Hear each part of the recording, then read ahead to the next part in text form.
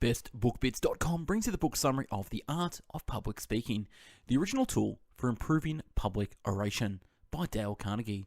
Originally published in 1915, Dale Carnegie's The Art of Public Speaking has been the go-to guide for those who want to better their speaking abilities for more than a century.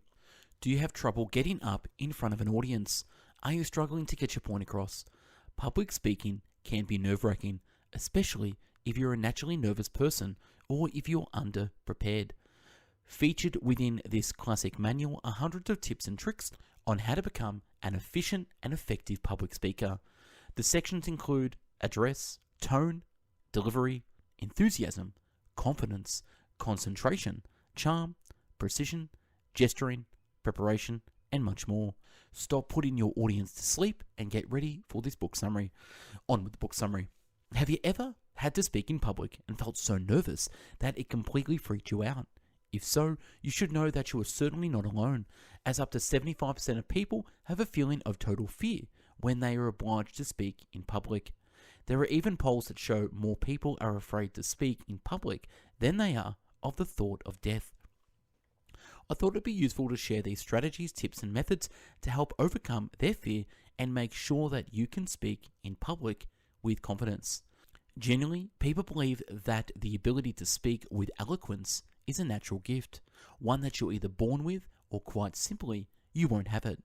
The reality is that, as with everything, you are not born competent, you become competent. Dale Carnegie totally breaks down the barriers required to speak in public, because when you read his books, you realize that to speak well in public is foreseeable and within everyone's reach. The techniques taught by Carnegie are now very common in the world of politics and business. He has also had an effect on numerous copywriters, i.e. writers of sales pages and other advertising work, because certain formulas of his are applicable to both the written and spoken word. In his book, Carnegie shares principles, advice, and tips on how to be more comfortable when you give a talk or speech, how to convince people, how to get them to react, and how to just get a crowd involved. Have the courage to speak in public. 5 principles. Principle number 1, build up your self-confidence. You have to understand that the thought that you have to speak in public is one of the biggest fears that most people have. It's important to overcome it. The first thing you need to do is build your confidence, is to investigate the reason why you are afraid to speak in public. Appreciate it isn't just you who has this problem, and that great professional speakers also suffer from stage fright. It's hard to get rid of stage fright, but that's not an issue, because the more you develop your skills to speak in front of a crowd of people, the more you'll learn to do well despite the stage fright. In fact, stage fright is useful because it helps you with the preparation and allows you to give it your best shot. And because the fear to speak in public simply comes from the lack of practice. So the more you practice, the more you'll be able to handle it. It never totally disappears, but it certainly decreases in intensity the more you present, and after a while, it becomes very manageable. Something else I've learned that also helps a lot, normally a few minutes before you're due to speak and you have a little bit of a tight ball in your stomach, is to take a deep breath. Try to breathe as slowly and deeply as possible, and you'll see that it will be a great help with how you are able to control these emotions. You will still feel it, but in a much calmer way, and obviously it will really help you stay in control of it. The second thing is to help build up your self-confidence is to be well prepared. It may seem obvious, and it is. Good preparation is very important for the quality of your presentation. In order to prepare properly, you'll need to do several things. First of all, never try to learn your text by heart. That's sure to lead to failure. Instead, try to organize your ideas. To do this, make index cards which, once categorized from the framework of your presentation. You can also use your PowerPoint presentation as a reminder. That is, it will act as your guide, and each time you display an image, it will be like a list of bullet points to help you with the subjects that you wish to speak about. You could choose to approach it in a more off-the-cuff manner, as you won't memorize your presentation. However, very few professional presenters choose to do this because 1, it is very tricky. Number 2, if you ever forget a particular section, then the likelihood is that you'll be completely lost. And number 3, you are more likely to sound a bit robotic and your audience will lose interest. One bit of advice, think about your topic and try to recall related events from your past that have taught you something. Share a story, a personal incident that once happened to you. And to practice, talk about the contents of your speech with your friends. This is a great way to test your ideas you've chosen for your presentation in everyday conversation. Right away, you'll see things that aren't particularly clear when you talk about them because your friends will ask you questions or you'll notice that they're a little bit confused about some of the material. And all of this will be a tremendous help with your oral communication. Third point, be sure beforehand that you will succeed. Focus on your topic and avoid any negative thoughts that could distract you.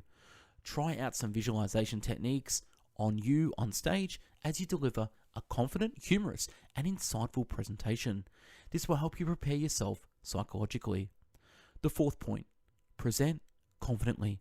To become confident, you need to act as if you are. Principle number 2, you can soon learn how to express yourself well in public with these 3 fundamental rules. The first rule, cover a subject that you experience with or that you have studied.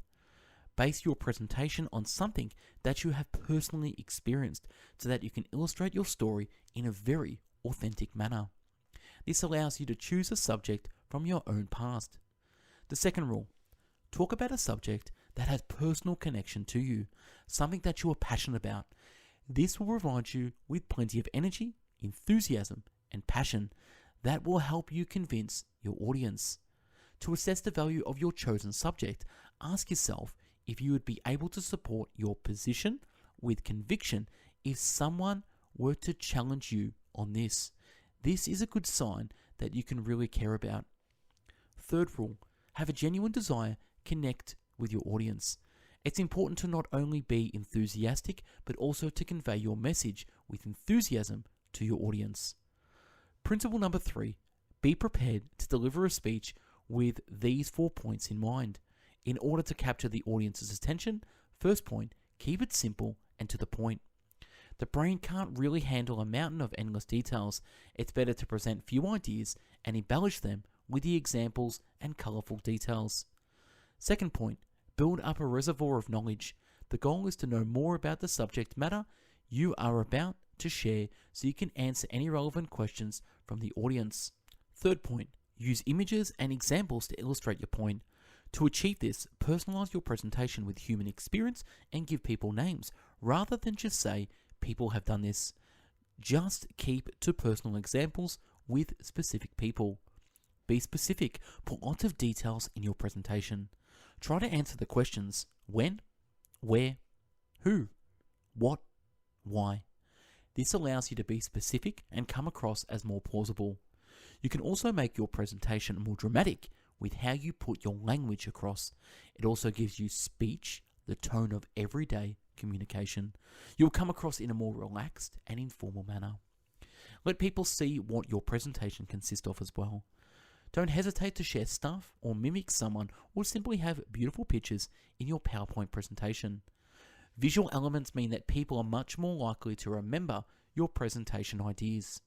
Fourth point, use practical, everyday words and images. This will liven up your presentation and make it easy for people to listen to you. Principle number 4, liven up your presentation with 3 tips. Tip number 1, choose topics that you are truly passionate about. If the subject interests you, you will naturally be enthusiastic and transmit the enthusiasm to your audience. Tip number 2, relive the stories that you describe. The more emotional you are, the more vivid your speech will be. Tip number 3, be confident even if you're not. Convince yourself that it will happen as you go along, and it's normal to be a little tentative when you start to speak in public. Principle number 5, get your audience involved in your presentation. 5 key points to connect with your audience are: first, talk to your audience about what they are interested in, which is themselves. Try to always connect with what you present with some form of value, i.e., Tell your audience what they will gain from the information you share with them. Second, give genuine compliments. If, for example, someone makes a valid point or someone asks a good question, don't hesitate to say, yes, actually very good point or excellent question. Thank you. Third, connect with your audience. Find out what connects you with your audience, what unites you, what things do you have in common. Fourth, interact with your audience. This means that you involve them in the process. Don't be afraid to let your audience ask questions a part of your presentation. It has many advantages, which may help to make them more attentive and persuade them to join in with the presentation to make it more interactive, more fun, and more interest. Fifth, be modest. Audiences hate pretentious speakers. Have the courage to speak in public. 4 practical guidelines. Let's move on to the 4 practical suggestions to help you give a presentation that will resonate with people. First suggestion, keep your presentation short to motivate the audience. You already have a proven magic formula, as Carnegie says, that gives you the opportunity to make a strong impact. Number 1, tell a story from your own personal experience. Make your presentation more genuine. Start your presentation with some detail about that experience, a short story, something relevant that will allow you to connect with your audience. Don't be afraid to give specific details. You need to be able to share the experience with your audience and relive the moment. Basically, bring the moment to life. Number 2, what advice would you give them? What do you want your audience to do? There are 3 rules that applies at this stage. First, tell them in a brief and precise terms what you want them to do. Tell your audience, this is what I recommend you do. Next, make sure that your recommendation is easy to accomplish. Tell them the first step is very simple. You can do this today or tomorrow. Just do X or Y. And lastly, you need to do this in a confident manner to convince them it's what they need to do. Be really confident and make it easy as possible. Example, we at Best Book Bits have done over 1,000 book summaries in video, written, and audio format. Go to the website, check it out, subscribe to the YouTube channel, and follow us on Spotify, Google Podcast, Apple Podcast. You can also download our top 450 best book summaries I've put together in one massive almanac PDF download. Click the link below to download this. That's how easy it is. Number 3, emphasize to your audience what they can gain from it. We return to the idea of what they gain from the information that you share with them. How will your audience gain from it? Make sure this benefit connects to the event and just focus on 1 or 2, but no more. Second suggestion, how do you give an informative presentation? For this type of presentation, there are 5 tips. Tip number 1, it may seem obvious, and that's because it is. Limit your presentation to the time slot you have been allocated. Lots of speeches lack clarity because the speaker tends to try to squeeze in too many ideas. It's better to deal with a single idea in detail and use relevant examples rather than overdo it with many reference points as possible within the time available. Tip number 2, organize your ideas into a logical sequence. For example, you can put them in chronological order. Tip number 3, number your ideas as you think of. This will make your speech flow more clearly. Tip number 4, compare what is new with what is known. Compare what is new with what is known. To give a sense of familiarity, present a fact as an image and avoid technical terms. Always try to connect what you teach with something your audience already knows. Tip number 5, use visual aids. If your speech is filled with images, it will engage your audience and be easy for them to relate to it. Use PowerPoint presentations and don't be afraid to use beautiful illustrations for photos for this. Third suggestion, how to deliver a presentation with conviction. Number 1, to gain their trust and confidence, you need to earn it first. You have to be sincere because when you are sincere, it's apparent in your voice. You have to be convinced in order to convince. Number 2, engage your audience.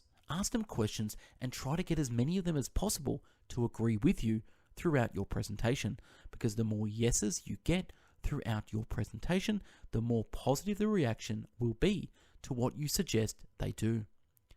Number 3, deliver your speech with a lot of enthusiasm.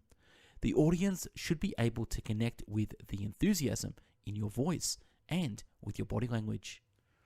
4. Show respect and appreciation for your audience. And 5. Start off in a relaxed and friendly tone. The most important thing is to find out what brings us together so that we don't offend each other's beliefs. You must draw from the things in common between your ideas and the views of your audience in order for them to buy into them. 4th suggestion, how to make impromptu presentations. Because yes, it can happen to you. Here are 6 ways to improve. Route number 1, teach yourself to speak off the cuff. The ability on demand is more useful than to be able to speak after lots of practice and preparation.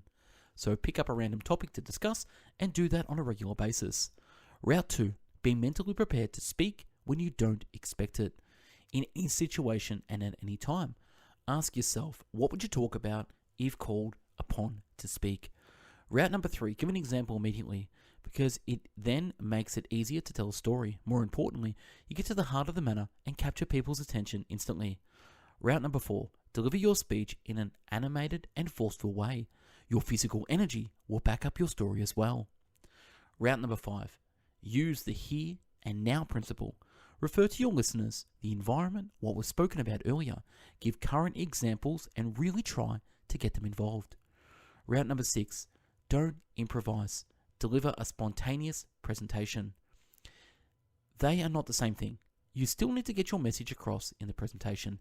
The extra bit of advice I mentioned on the outset that relates to my own personal experience is the saying, practice makes perfect, which is totally appropriate when you have to speak in public. The more you speak, the more comfortable you will be. This is an important point to be made here. As you gain more and more confidence in the ability to speak in front of people, maybe even thousands of people, you begin to understand that it's you who is in the position of power when you are in the front of the audience. What I mean by this is that I rarely do get to speak in front of an audience that hates you or is even slightly biased against what you have to say. 99% of the time, probably 99.9% of the time, the audience actually wants you to perform well. They want you to perform well. The audience hopes to get a good performance out of you. They want you to do your best. And if you get it wrong, no one will take advantage and try to make it worse, humiliate you, or do anything else. In fact, it's quite the opposite. You will find that people are extremely tolerant of mistakes that you may make on stage. Part of this is probably because it's such a common thing for people to be afraid of. If they have to do it exactly what they see you do in front of an audience, that clearly people identify with your position. They think, wow, I don't know if I could do that well. The consequence of that is that when you're on stage, it's almost safer to be there than in the audience, because generally those in the audience are more scared of the thought to present a speech publicly than you are. The fear is that they might be chosen to join you on stage, or that they might be picked out to answer a question that you put to them directly. For most members of the audience, just the thought that they might be singled out by the presenter who is up on the stage terrifies them. As a matter of fact, this has been proven. You see in most courses, workshops, or whatever you want, often the first 2 rows are completely empty because in the vast majority of cases, the audience is more afraid of you than you are afraid of your audience. And also, since that they are there to do well, you can ask them what you want. You can ask them to do all sorts of things you wouldn't be able to do in normal life. Stand up, massage each other, exercise, close their eyes, meditate, whatever you want, and people will do it. It took me a while to figure this out, but to be the safest seat to have in the room when someone talks in public is that of the presenter. And when you understand that, it totally changes everything. And that's a wrap on this book summary, The Art of Public Speaking, the original tool for improving public oration by Dale Carnegie. If you like this summary, click the link below to download this. We at Best Book Bits have done over 1,000 summaries in video, written, and audio format. So check us out on Spotify, Google Podcast, Apple Podcast, bestbookbits.com. Subscribe, like, and share to our YouTube channel. Also, if you want to support the channel, we have put together our top 450 best book bit summaries in one massive downloadable PDF. So if you want to take all these summaries offline and read at any time,